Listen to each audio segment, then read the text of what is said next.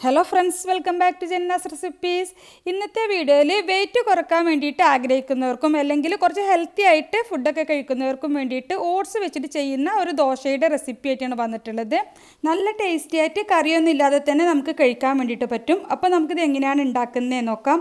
Video കണ്ടുകൊണ്ടിരിക്കുന്ന സമയത്ത് നിങ്ങൾക്ക് ഈ റെസിപ്പി ഇഷ്ടമാവുകയാണെന്നുണ്ടെങ്കിൽ ഒന്ന് ലൈക്ക് ചെയ്യാനും ചാനൽ ഒന്ന് സബ്സ്ക്രൈബ് ചെയ്യാനും ഫോളോ ചെയ്യാനും മറക്കരുത്. അപ്പോൾ നമുക്ക് ഈസി ആയിട്ട് ഉണ്ടാക്കാൻ പറ്റുന്ന ഈ ഓട്സ് ദോശ എങ്ങനെയാണ് ഉണ്ടാക്കുന്നതെന്ന് നോക്കാം.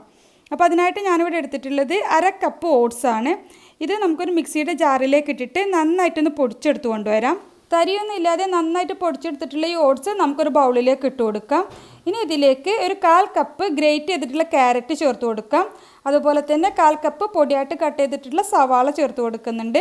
പിന്നെ ഒരു 3 ടേബിൾ സ്പൂൺ മല്ലിയില പൊടിയായിട്ട് കട്ട് ചെയ്തതും, എരിവിനായിട്ടൊരു ഒരു പച്ചമുളക് പൊടിയായിട്ട് കട്ട് ചെയ്തതും, പിന്നെ ഒരു ചെറിയ കഷ്ണം ഇഞ്ചി ചെറുതായിട്ട് കട്ട് ചെയ്തതും ചേർക്കുന്നുണ്ട്. ഇനി ഇതിലേക്ക് ഒരു 1/4 ടീസ്പൂൺ ചെറിയ ജീരകം ചേർത്ത് കൊടുക്കാം. അതുപോലെ തന്നെ ഒരു 1/4 ടീസ്പൂൺ മഞ്ഞൾപ്പൊടിയാണ് ചേർക്കുന്നത്. പിന്നെ ഇതിലേക്ക് ഒരു 2 നുള്ളു കുരുമുളക് പൊടി ചേർത്ത് കൊടുക്കാം. നമ്മൾ മഞ്ഞൾപ്പൊടി ചേർക്കുമ്പോൾ അതിൻ്റെ ഗുണങ്ങളെല്ലാം കിട്ടാൻ വേണ്ടിയിട്ട് കുറച്ച് കുരുമുളക് പൊടി ചേർത്ത് കൊടുക്കുന്നത് നല്ലതാണ്. ഇനി ഇതിലേക്ക് ആവശ്യത്തിനുള്ള ഉപ്പ് ചേർത്ത് കൊടുക്കാം. പിന്നെ ഇതിലേക്ക് ഒരു 3 ടേബിൾ സ്പൂണ് കടലമാവ് കൂടി ചേർക്കുന്നുണ്ട്. എന്നിട്ട് ഇതിലേക്ക് ആവശ്യത്തിനുള്ള വെള്ളവും കൂടി ചേർത്തിട്ട് നന്നായിട്ടൊന്ന് കലക്കിയെടുക്കുകയാണ് വേണ്ടത്. അപ്പോൾ ആദ്യം നമുക്ക് 1/2 കപ്പ് വെള്ളം ചേർത്തിട്ട് നന്നായിട്ടൊന്ന് മിക്സാക്കി എടുക്കാം. ഇതിപ്പോൾ ഒരുപാട് ലൂസായിട്ടുള്ളൊരു ബാറ്ററല്ല, നന്നായിട്ട് കട്ടിയായിട്ടുള്ളൊരു ബാറ്ററാണ് വേണ്ടത്. നമുക്ക് സ്പൂൺ വെച്ചിട്ട് പരത്തി കൊടുക്കുന്ന രീതിയിൽ കുറച്ച് കട്ടിയായിട്ടുള്ളൊരു ബാറ്ററാണ് വേണ്ടത്. അപ്പോൾ അതിനനുസരിച്ചിട്ട് മാത്രം വെള്ളം ചേർത്ത് കൊടുക്കുക. ഇപ്പോൾ 1/2 കപ്പ് വെള്ളം ചേർത്തിട്ട് കുറച്ചൊരു കട്ടിയായിട്ടാണ് ഇരിക്കുന്നത്. നമുക്കിതിലേക്ക് ഒരു 1-2 ടേബിൾ സ്പൂൺ വെള്ളം കൂടി ചേർത്തിട്ട് ഒന്നുകൂടി ഒന്ന് മിക്സാക്കി എടുക്കാം. അപ്പോൾ ഞാൻ ആദ്യം ഒരു ടേബിൾ സ്പൂൺ വെള്ളം ചേർത്ത് കൊടുത്തിട്ട് ഒന്ന് മിക്സാക്കി നോക്കുന്നുണ്ട്.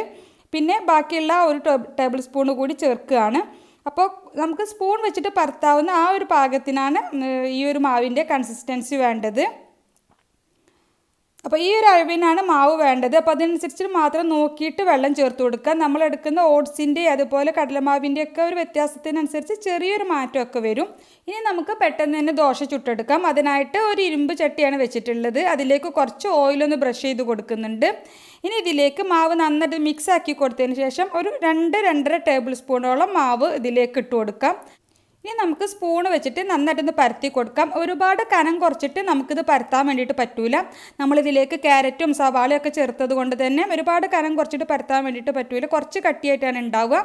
അപ്പോൾ ചെറിയ സൈസിലുള്ള ദോശകളായിട്ട് നമുക്ക് ചുട്ടെടുക്കാം. അപ്പോൾ പെട്ടെന്ന് വേവാൻ വേണ്ടിയിട്ട് നമുക്കിതൊന്ന് അടച്ച് വെക്കുകയും കൂടി ചെയ്യാം. അപ്പോൾ ഒരു സൈഡൊന്ന് കുക്കായിട്ട് വരുന്ന സമയത്ത് നമുക്ക് മൂടി തുറന്നിട്ട് അതിൻ്റെ മുകളിൽ കുറച്ച് നെയ്യൊന്ന് ആക്കി കൊടുക്കാം. എന്നിട്ട് നമുക്കിതൊന്ന് മറിച്ചിട്ട് കൊടുക്കാം. 1-2 തവണ തിരിച്ചും മറിച്ചും ഇട്ടിട്ട് നന്നായിട്ട് മൊരിയിച്ചിട്ട് വേണം എടുക്കാൻ വേണ്ടിയിട്ട്. അപ്പോൾ മറിച്ചിട്ടിട്ട് ആ സൈഡിലും കൂടി കുറച്ച് നെയ്യൊന്ന് ആക്കി കൊടുക്കുന്നുണ്ട്. എന്നിട്ട് ഒരു 1-2 തവണ തിരിച്ചും മറിച്ചും ഇട്ടിട്ട് നന്നായിട്ട് വേവിച്ചെടുക്കുക. കുറച്ച് കട്ടിയായിട്ടുള്ളത് കൊണ്ട് തന്നെ മീഡിയം ഫ്ലെയിമിലിട്ട് വേണം ഇത് കുക്ക് ചെയ്യാൻ വേണ്ടിയിട്ട്. 2 സൈഡും നന്നായിട്ട് മൊരിഞ്ഞ് വന്നാൽ നമുക്കിത് പാനിൽ നിന്ന് മാറ്റാം. ഇതുപോലെ തന്നെ ബാക്കിയുള്ള ദോശകളൊക്കെ ചുട്ടെടുക്കാം. പാനിലേക്ക് കുറച്ച് നെയ്യോ ഓയിലോ ഒന്ന് ബ്രഷ് ചെയ്ത് കൊടുക്കുക. എന്നിട്ട് നമുക്ക് മാവ് കോരി ഇട്ട് കൊടുക്കുക. എന്നിട്ട് ഇതുപോലെ ഒന്ന് പരത്തി കൊടുക്കാം. എന്നിട്ട് അടച്ച് വെക്കണം, പെട്ടെന്ന് കുക്കാവാൻ വേണ്ടിയിട്ടാണ്. പിന്നെ ഈ ഒരു അളവിൽ നമ്മൾ ചെയ്യുന്ന സമയത്ത് നമുക്കൊരു 4 ദോശ ഉണ്ടാക്കാനുള്ള ഒരു അളവാണ് ഉണ്ടാവുക. അപ്പോൾ കൂടുതൽ ആവശ്യമുള്ളവർക്ക് അതിനനുസരിച്ചിട്ട് എല്ലാ സാധനങ്ങളും ഓട്സും അതുപോലെ ബാക്കിയുള്ള വെജിറ്റബിൾസൊക്കെ കൂടുതൽ എടുത്താൽ മതി. പിന്നെ ഇതിൻ്റെ കൂടെ നമുക്ക് ഒരു കറികളും വേണമെന്നില്ല, അങ്ങനെ കഴിക്കാം. ഇനിയിപ്പോൾ എന്തെങ്കിലും ഡിപ്പായിട്ട് വേണമെന്നുണ്ടെങ്കിൽ ഞാനിപ്പോൾ എടുത്തിട്ടുള്ളത് പുളിയില്ലാത്ത തൈരിൽ കുറച്ച് ഉപ്പും മുളക് പൊടി ഇട്ടിട്ട് എടുത്തിട്ടുണ്ട്. അപ്പോൾ അത് കൂട്ടിയിട്ട് കഴിക്കാൻ നല്ല ടേസ്റ്റാണ്. അതും വേണമെന്നില്ല. അപ്പോൾ ഇതുവരെ ഇതുപോലെ ട്രൈ ചെയ്ത് നോക്കിയിട്ടില്ലെങ്കിൽ തീർച്ചയായിട്ടും ട്രൈ ചെയ്ത് നോക്കുക. വെയിറ്റ് ലോസ് നോക്കുന്നവർക്കും അല്ലെങ്കിൽ ഹെൽത്തി ആയിട്ട് ഡിന്നർ ബ്രേക്ക്ഫാസ്റ്റ് ഒക്കെ കഴിക്കുന്നവർക്കും പറ്റിയിട്ടുള്ള ഒരു അടിപൊളി റെസിപ്പിയാണ്. ട്രൈ ചെയ്ത് നോക്കിയിട്ട് നിങ്ങളുടെ അഭിപ്രായം കമൻ്റായിട്ട് അറിയിക്കുക.